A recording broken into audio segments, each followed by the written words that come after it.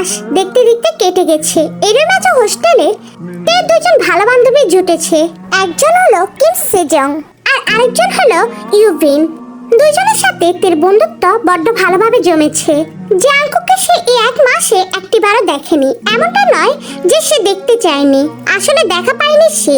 কাজের মধ্যে নাকি সে এতটাই আটকা পড়েছে যে বাবা মায়ের সাথে এসে দেখা করেনি নাকি জাংকুক। সবে শোনা কথা তের। এদিকে জিসু রাগ করে তার সাথে আগের মতো কথা বলে না। প্রথম প্রথম কষ্ট পেলেও এখন তে মানিয়ে নিচ্ছে, কারণ কিছুই তো করার নেই। বাহিরের কোলাহলে তের কান বোধ হয় ফেটে যাচ্ছে। বইয়ের মধ্যে এতক্ষণ মুখ গুজেছিল সে, কিন্তু এখন আর তার সম্ভব হচ্ছে না। পড়াতে মন বসছে না। পাশে পেরে দেখে সেজন আর ইউবিনেরও একই অবস্থা। কেমন একটা অখুশি চেহারা তাদের। তাদের উপর বদ্ধ মায়া হচ্ছে। কিছুক্ষণ আগে থেকে দুজনে এদিকে একটা রেস্টুরেন্টে যেতে বলে। তে জবাবে শুধু শক্ত চাইলে নিক্ষেপ করে তাদের উপর। এখন তো তারও ভালো লাগছে না, আর তাদের চেহারাটা মন খারাপ স্পষ্ট। তে উঠে ড্রয়ার থেকে একটি কালো রঙের শাড়ি বের করে বলে, শাড়ি পরে গেলে কেমন হয় গার্লস? দুজনে চকিত নয়নে কিছুক্ষণ চেয়ে এদিকে চিৎকার করে বলে ওঠে, সুপার! তে মুহূর্তে হেসে ওঠে। তার পাছানো স্বভাবটা নিস্তেজ হয়ে গেলেও এদিকে সেজন আর ইউবিনে বাচ্চা মতো তার আনন্দ হয়। তিন বান্ধবী একসাথে শাড়ি মিলিয়ে পড়ে। সবাই এক, কিন্তু রং আলাদা। তারপরে একটি ক্যাব বুক করে বেরিয়ে পড়ে গন্তব্যের উদ্দেশ্যে। কাঠফাটা রোদের মধ্যে না বেরিয়ে আসলেই হতো, তাই না রে ইউবিন? একদমই না। কাঠফাটা রোদ কোথায় দেখছিস? এখন বিকেল হয়ে গেছে, তাপমাত্রা কমে গেছে, সূর্য নিস্তেজ হয়ে যাচ্ছে। তুইও না? ঠিক বলেছিস। চল চল, ভিতরে গিয়ে দেখবি, ভালো লাগছে। এসে আছে তো? লিফটে উঠে যায় সবাই। এদিকে তের একটু অস্বস্তি লাগছে এভাবে শাড়ি পরে বের হতে, কিন্তু মানিয়ে নিচ্ছে তে। এখন থেকে সব অবস্থাতেই তাকে মানিয়ে নিতে হবে। 7 নম্বর ফ্লোরে গিয়ে তের কিছুটা স্বস্তি লাগে। চারিদিকে ঠান্ডা পরিবেশ, যে যার মতো ব্যস্ত। এদিকে সেজন গিয়ে কর্নারে একটা টেবিলে বসে পড়ে। তারপর ইউভিনার থেকে হাত উঁচিয়ে ডাকতে তারা গিয়ে বসে পড়ে। সব মিউজিক বাজছে, সবকিছু যেন আরো ভালো লাগছে। তের হুট করে মনে পড়লো অনেকদিন পর সে গান শোনে না। আমারও এটা খেয়াল করেছি যে এখন যে গানটি বাজছে সেটি তার প্রিয় গান। তেরে হাথোं की तरफ मेरे हाथों का सफर रोजाना तेरी आंखों से कहे कुछ तो मेरी नजर रोजाना रोजाना मैं सोचूं यही कहां आजकल मैं हूं लापता तुझे देखना। এই ফকিরনি, আর গান নেই তোর ঝুলিতে? এই একটা গানা কেন শুনিস সারাক্ষণ? ইউজনের কথা মনে পড়তে পিক করে হেসে দেখতে হুট করে এসে পেলায়। এদিকে সেজন আর ইউভিন কিছুটা বিস্মিত হয়। কি রে, কি হলো? হাঁটছিস কেন হুট করে? পেটনি ধরেছে নাকি? আরে কি বলছিস? ইউজনের জোকস মনে পড়ে গেল, তাই হেসে ফেলেছি। হঠাৎ কিসের জোকস মনে পড়লো তোর? তে সেজনের কথা জবাব দিতে যাবে তখনই একজন ওয়েটার এসে বলে, কি নেবেন ম্যাম? এদিকে সেজন আর ইউভিন দেরি না করে অর্ডার দিয়ে দেয়। তেকে জিজ্ঞেস করাতে বলে সে ক্রিম অফ মাশরুম স্যুপ খাবে। ব্যাস, আর বাকি সব অর্ডার ওরা দুজনের দেয়। তেরও বাকি খাবারগুলোতে কোনো রকম অসুবিধা নেই। খাবারের প্যাকেটে আশপাশটা একবার চোখ বোলায়, আবার খাওয়া দাওয়ায় মনোযোগ দিয়ে সে। কিছুক্ষণ পরে একটা সুমিষ্ট পুরুষালী কণ্ঠ থেকে উদ্দেশ্য করে বলে, কে যে, কেমন আছো? পাশে পেরে এদিকে ভুগম কাটা কেটে অবাক হয়ে বলল, ভুগম ভাইয়া যে। এই যে ভালো আছি, তোমার কি খবর? আর এখানে কি করছো? আমিও ভালো আছি। আর তুমি যা করতে এসেছো আমিও তাই করতে এসেছি। বন্ধুদের সাথে খেতে এসেছি। ও তাই নাকি? কোথায় আপনার বন্ধুরা? ওই তো তোমার পাশের টেবিলের গ্যাংটাই। ও, কি অর্ডার করলে? Mushroom soup? তোমার প্রিয় এটা, তাই না? হ্যাঁ ভাইয়া। আচ্ছা, তাহলে আমি একটা নেই। ভুগম ওয়েটারকে ডাক দিয়ে নিচে একটা স্যুপ অর্ডার করে।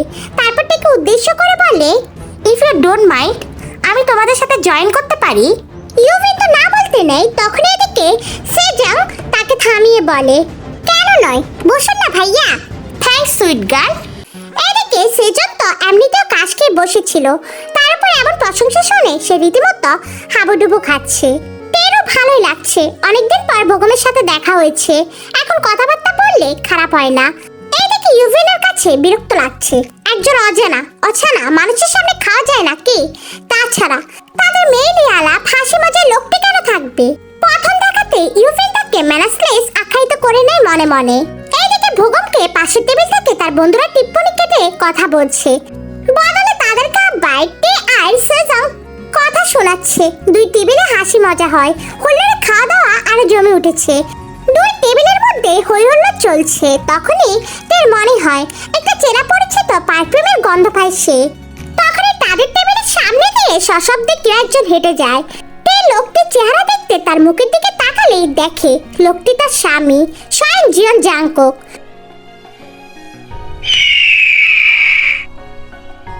ইস, আমি যদি জিয়ন জাংকুকের বউ হতাম।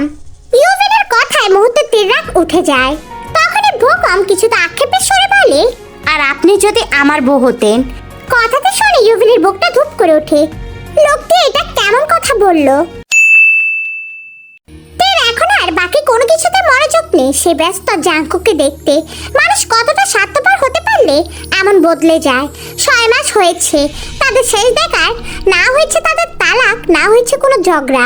অদৃশ্য দেয়ালের জন্যই তো কাছে থেকে বহুদূর তারা। কোথায় তে তো পাল্টায়নি। অবশ্য তে জাংকুককে কতটুকু বা চেনে। প্রথম দেখায় ভালো লাগা, তারপর ভালোবাসা, আর তারপর হুট করে বিয়ে। জাংকুকের ভালোবাসার কেউ আছে সে সম্বন্ধে তো এখনো কোনো ধারণা নেই। জাংকুকের সাথে এই মুহূর্তে একটি মেয়েকে দেখে তার ভঙ্গুর হৃদয় আমার ক্ষুদ্র থেকেও ক্ষুদ্র এবং অনুপরিমাণ হয়ে গেল যেন। মেয়েটির চাল চলন ভাবভঙ্গি বলে দিচ্ছে সে যথেষ্ট মডার্ন আর ম্যাচিওর। এমন কাউকে তো জাংকুক ডিজার্ভ করে। নিজেকে নিয়ে তার অনুশোচনা হচ্ছে।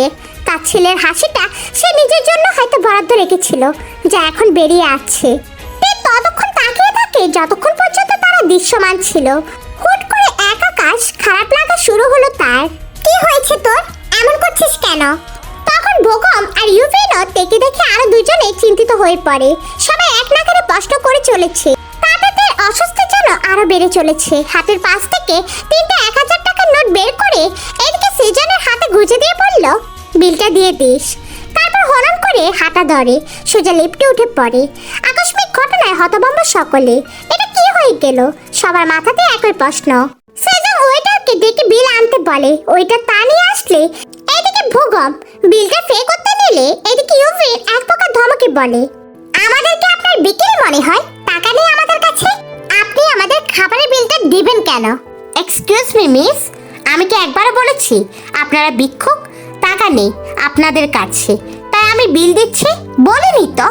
আর কোন আইনে আছে ভিখারি বিল পে করতে পারে না? আর একটা কথা, তে আমার চেনা পরিচিত মানুষ। আমরা একসাথে বসে যেহেতু খেয়েছি, তাই বিলটা আমিই দিব। না, পারেন না। কথাতে বলে ইউফি নিজের পাশ থেকে এদিকে টাকাটা বের করে টেবিলে রেখে চলে যায়। পিছনে এদিকে সেই জন্য দূরে যায়। ওইটারও টাকা নিয়ে চলে গেল। শুধু থমথমের মুখে দাঁড়িয়ে রয় ভূগম। এতটুকু মেয়ে তার মতো একজন আর্মি অফিসারকে অপমান করে গেল, তাও পাবলিক প্লেসে।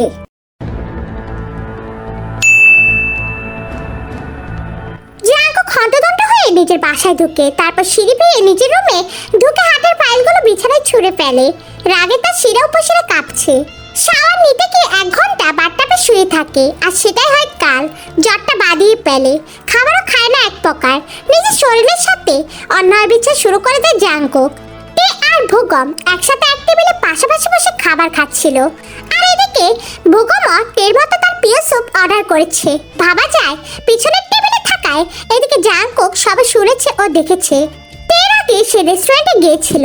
তেদের পিছনের টেবিলে থাকায় আর বিপরীত মুখ করে থাকায় এদিকে ভূগম আর তে কেউ তাকে দেখেনি।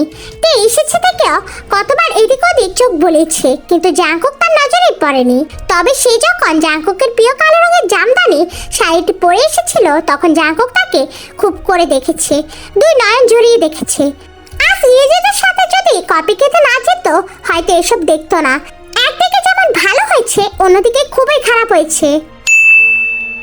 জাংকুক নিচে এসে ড্রয়িং রুমে সবাই বসে পড়ে। শরীর অবশ হয়ে যাচ্ছে, একটু ভালো লাগছে না। মায়ের সান্নিধ্য চাইছে, মনে পানে। আমার মন থেকে কেউ যেন বলে উঠছে, আহ মা, এমন কেন করলে? কেন করলে এত সব? আজ এই বিরহের কষ্টটা তো সেই তোমার ভুলের জন্যই হচ্ছে। ল্যান্ডলাইনটা বেজে উঠেছে। নিশ্চয় বোনেরা কেউ কল করেছে। তার নম্বর বন্ধ পেয়ে টেলিফোন কানে নিয়ে হ্যালো বলতে এদিকে জেনির ধমকে কানটা ফেটে যায় বোধহয় জাঙ্কুকের। এই বোনটার রাগটা মারাত্মক। জেনি ফোনে জাঙ্কুকের কণ্ঠ শুনে বুঝে নেয় তার ভাই শরীর ভালো নেই বোধহয়। সব রাত নিয়ে গড়গড় করে এক নাগারে পড়ে চলেছে তে। পড়ার পরে কিছু হচ্ছে না, উল্টো চিৎকার করে এনার্জি নষ্ট করছে। সেজন তো কয়েকবার জিজ্ঞেস করেছিল কি হয়েছে, তেরও একটা জবাব, কিছু হয়নি, সামনে পরীক্ষা পড়তে হবে। ইউভেনের কাছে বিকেলের পর থেকে কিছুটা খারাপ লাগছে, তাই সে আরো আগে ঘুমিয়ে পড়েছে। তবুও তের করা শব্দে কিছুক্ষণ পর পর জেগে উঠেছে। তবু মুখটা খুলে থেকে কোনো কড়া কথা শোনায়নি। সে বুঝতে পারছে তার এই সখীটার মনটা বড্ডই খারাপ। রাত 9:06। এই মুহূর্তে এদিকে জেনির কল পেয়ে তে অবাক না হয়ে পারল না। জেনি কখনো তো এই সময় কল করেনি, আজ হঠাৎ হাবিজাবি ভাবতে ভাবতে কলটা রিসিভ করে ওপাশ থেকে গম্ভীর কণ্ঠে এদিকে জেনি বলে ওঠে, জরুরি জিনিসপত্র বই আর জামা কাপড় নিয়ে বেরিয়ে আসো। হোস্টেলের ম্যানেজারের সাথে আমি কথা বলেছি, আটকাবে না। আর শোনো, ব্যাগ রেডি করা ছাড়া আর কিছুই করতে হবে না। নিজের সাজসজ্জা না করে যে অবস্থাতে আছো সে অবস্থাতে বেরিয়ে আসো। কোথায় যাবে, কেন যাবে, এসব প্রশ্ন এখন করবে না একদম। তে, ইটস আর্জেন্ট, এটা ভালো করে শুনে নাও। তে প্রত্যুত্তর করার আগে ওই পাশ থেকে লাইনটা কেটে দেওয়া হয়। একটা দীর্ঘশ্বাস ফেলে তে ব্যাগ গোছাতে থাকে। কারণটা কি সেটা না হয় পরে জানবে। জেনের কথা অমান্য করার শব্দ তার নেই। কি রে, ব্যাগ গোছাচ্ছিস কেন, কোথায় যাবি? আর জেনি ম্যাম কি বলেছে? বাসা যাব, আর্জেন্ট। নিশ্চয় বাবা মা কোনোভাবে নেওয়াচ্ছে। এই সময়টা না গেলে হয় না? হয় না বোধহয়, আর্জেন্ট বলে দিয়েছে। ম্যাম তোর উপর এতটা খবরদারি করে কেন রে? বুঝে পাই না আমি। সামান্য প্রতিবেশী তো। প্রতিবেশী সামান্য হলেও শিক্ষিকা অসামান্য। তের কথাটা মৃদু হেসে বলে। এদিকে সেজন আর কিছু বলে না, আসলে বলার মতো কিছু পাচ্ছে না। তে সচরাচর যায় না বাসায়, হোস্টেলে থাকে বেশিরভাগ। তেকে ছাড়া একা একা লাগবে বড্ড। ইউভেন আর তে দুজনেও একজনের অনুপস্থিতি তার বরাবরই অপছন্দ। তে ইউভেনকে জাগিয়ে তোলে আর বাই বলে ব্যাগটা কাঁধে করে বেরিয়ে পড়ে। ইউভেন হ্যাবলা কান্দের মতো চেয়ে থাকে, শুধু ঘুম থেকে ওঠায় কিছু বুঝে উঠতে পারছে না। এদিকে তে কাউকে বলেনি তার বিয়ে, সংসার, স্বামী এসবের ব্যাপারে বলতে চায় না সে। জাঙ্কুকে কাউকে বলেছে তার ওয়াইফ আছে না? বলেনি তো। তাহলে গেট দিয়ে বের হতে বড়সড় একটা ঝটকা কাটতে এদিকে জেনি ড্রাইভিং সিটে বসে আছে। বাহ, সে ড্রাইভও জানে। গাড়ির দরজাটা খুলে পিছনের সিটে ব্যাগটা রেখে সামনে বসে বলে, আপু তুমি ড্রাইভও করতে পারো? ড্রাইভ করতে পারি না মানে? বাবা মা থেকে শুরু করে জাঙ্কুক পর্যন্ত আমরা সবাই ড্রাইভ করতে পারি। গাড়ি স্টার্ট দিতে দিতে বলে এদিকে জেনি। বাহ, কবে শিখেছো? আমি 9-এ শিখেছি, একটু। আর ভার্সিটি লাইফ থেকে রেগুলার চালাতাম, এখন দরকারে ড্রাইভার রাখি। ও, তা কোথায় যাচ্ছি আমরা? বাসায় না তো? আরে না, পাগল নাকি? বাসায় যাচ্ছে না শিওর। তাহলে কোথায় নিয়ে যাচ্ছে জেনি তাকে? সে তো নাইট সাইডে পড়ে আছে। ধুর, ভালো লাগছে না এত সব সাসপেন্স। গাড়ি একটি হাইজিনের মতো গলিতে ঢুকে পড়েছে। চারিদিকে উঁচু উঁচু দালান। এইসব বিলাসবহুল ফ্ল্যাট দেখে বোঝা যাচ্ছে, আশপাশটা দেখে বুঝলে এটা বসুন্ধরা এলাকা। মুহূর্তে তের বুকটা ধুপ করে ওঠে। জেনি আপুকে আমাকে ওনার কাছে নিয়ে যাচ্ছে না তো? না, এটা তো অসম্ভব। না, জেনি আপু এমনটা করতে পারবে না। তের বিশ্বাসে এক গ্লাস পানি ঢেলে একটা বিল্ডিংয়ের 9ম তলার ফ্ল্যাটের সামনে গিয়ে সে যে বাসার কলিং বেল বাজে, সে দরজার দেয়ালের মধ্যে বড়সড় করে লেখা জিওন জাংকুক। প্লেটে দেখে তে আতঙ্কিত হয়ে পড়ে। এইটা জেনি আপু কি করলো? অসুস্থ শরীরে দরজা খুলে জাংকুক জেনির পাশে টিকে রেখে বড্ড অবাক হয়। তবে চোখটা সরিয়ে নেয় তের থেকে, সরে গিয়ে তাদের ভিতরে ঢোকার জন্য রাস্তা করে দিয়ে এলোমেলো পায়ে ছোটে কিচেনের দিকে। এদিকে জাংকুক যে তেকে রেখে চোখটা সরিয়ে নেয় সেটাতে ভালোই দেখেছে আর বড্ডভাবে খেয়াল করেছে। ভেতরে আসতে চায় না, একদমই না। কিন্তু জেনি তের হাতটা টেনে ধরে ভিতরে নিয়ে যায়। তেকে নিয়ে জেনি সোফায় গিয়ে বসলো। তের শক্ত মুখ থেকে এদিকে জেনি বিচলিত হয় না। সে জানতো এমনই হবে। জেনি চোখের চশমাটা খুলে মুছে নেয়। রাগ করেছো?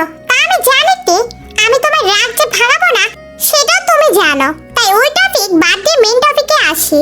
তোমার মনে সবচেয়ে বড় এখন একটাই প্রশ্ন, তোমাকে আমি এখানে কেন এনেছি, তাই তো? তের কোনো কথা নেই, সে নিশ্চুপ ভঙ্গিতে বসে আছে। তার মুখের ভাব বলে দিচ্ছে হ্যাঁ।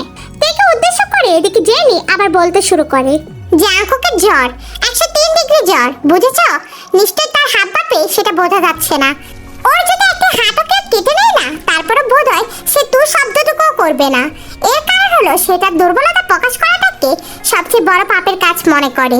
সে যে কাউকে হৃদয় দিয়ে বসে আছে সে কিন্তু কখনো সে হৃদয় হরিণীকে বলবে না। তাই আমি মনে করি তার হৃদয় হরিণী নিজে থেকে যেন সবটা বুঝে নেয়।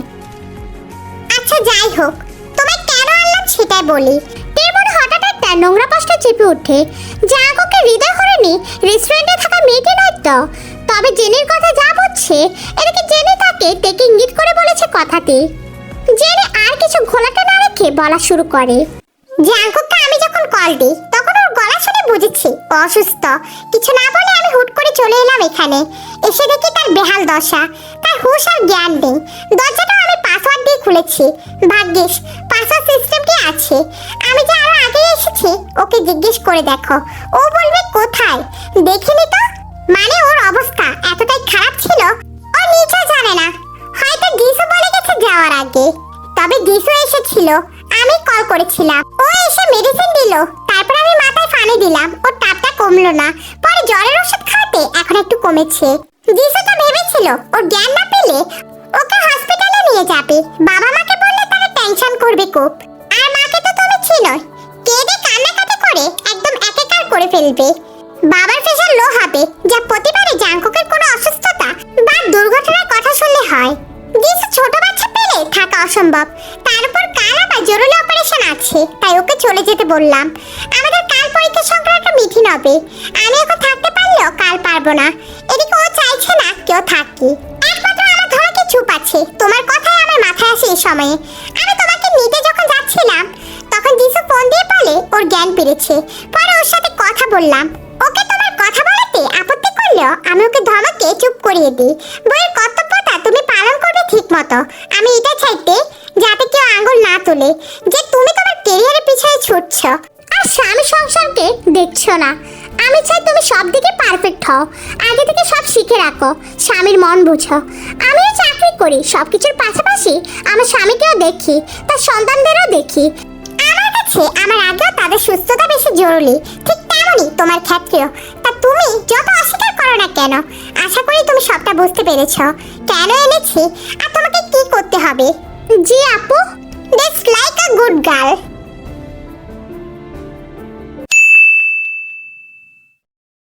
মুস্কি হাসে। সবকিছু বাদ দিয়ে তার মাথায় একটা কথাই আছে। তার দেখা সেরা শিক্ষক হচ্ছে জেনি।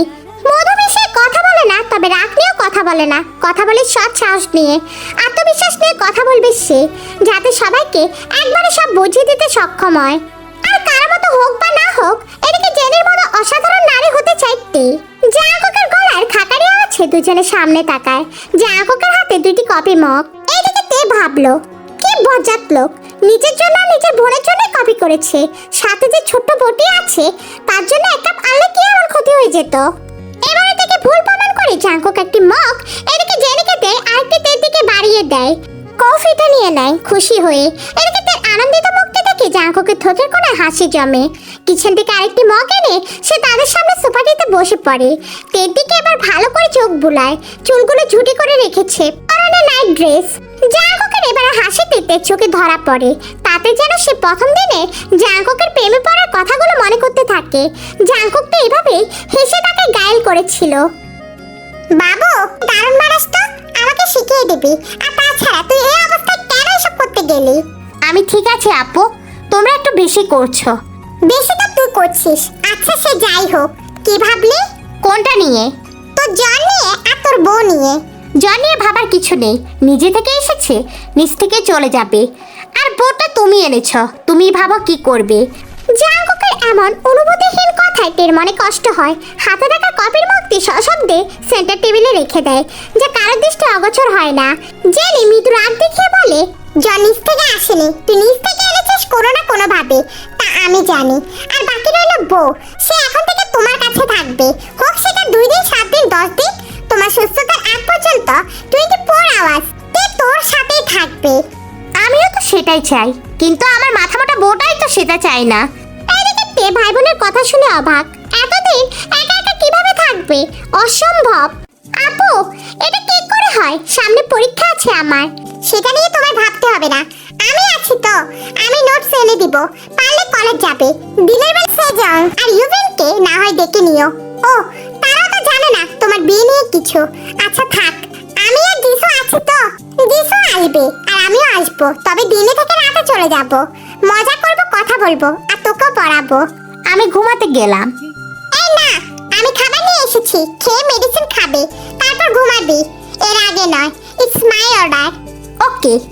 চলো, খাবারটা সার্ভ করতে হবে তো। তার আগে জাঙ্কুকের সাথে রুমে যাও, ব্যাগ থেকে ফ্রেশ হয়ে আসো। কথাটি শুনে তোর অন্তরাত্মা যেন কেঁপে ওঠে। জাঙ্কুকের সাথে যখনই এক রুমে সে ছিল, তখনই জাঙ্কুক উল্টাপাল্টা কাজ করে। এবারও কি করবে?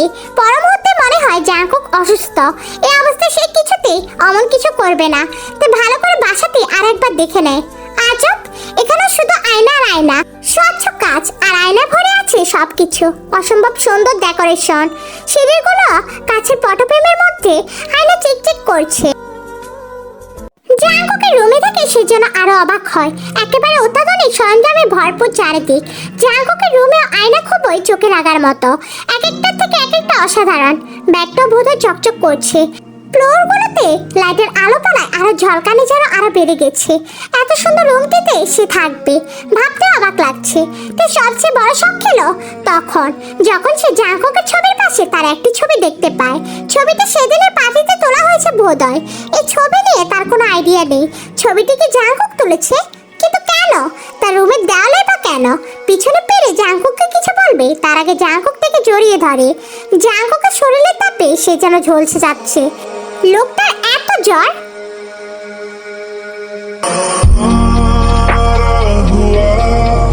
ना तुम्हारा हुआ इश्क का ये सितम ना गवारा हुआ। চ্যানেলকে লাইক আর একটা সাবস্ক্রাইব করে দিও, আর ভিডিওর শেষে অবশ্যই একটা কমেন্ট করে দিবে।